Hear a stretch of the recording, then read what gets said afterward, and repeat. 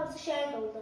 Yalnız tək mən qalmışam. Mən onlara gözə gəlmədən əl çəkən deyiləm. Sən çox igid və cəsur olursan, Natiq, amma onlar mənə dedilər ki, sən təslim olmasan, onlar bütün Xocalıq sakinlərinə öldürəcəklər. Mən açılsa ben buna göz yuma bilmem. Ben teslim olmam.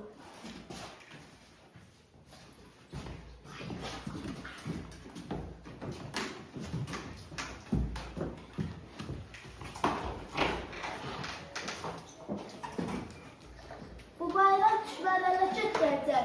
Azerbaycan igid oğulları bu bayrağı dalgalandıracak.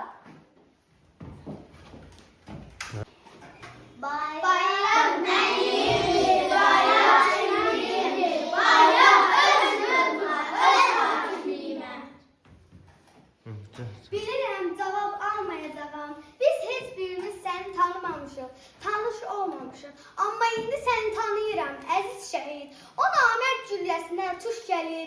Yıxıldığın yerdə necə bir uzalıq yaratdığının fərqindəsənmi? Qanla axan o torpaqlarda güllər açır, bilirsənmi? Əziz şəhid, Laçında məktəb açılıb, Xankəndi tələbə şəhəri olub, bilirsənmi?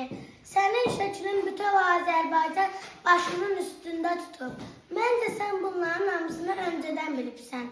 Ona görə də heç kim və heç nə səni bu yoldan döndərə bilməyib. Əziz şəhid, azad torpaqlarda bu şanlı bayrağında olandıqca ruhun bizimlədir. Sən əbədi ömür yaşayırsan. Sən bütöv Azərbaycanın fəxrisən. Bu sənə təşəkkür məktubumuz ilə ruhun qarşısında baş əyirik və and içirik ki, canını fəda etdiyin vətənin keşiyində duracağıq. Ruhumuz bizimlədir, əziz şəhid.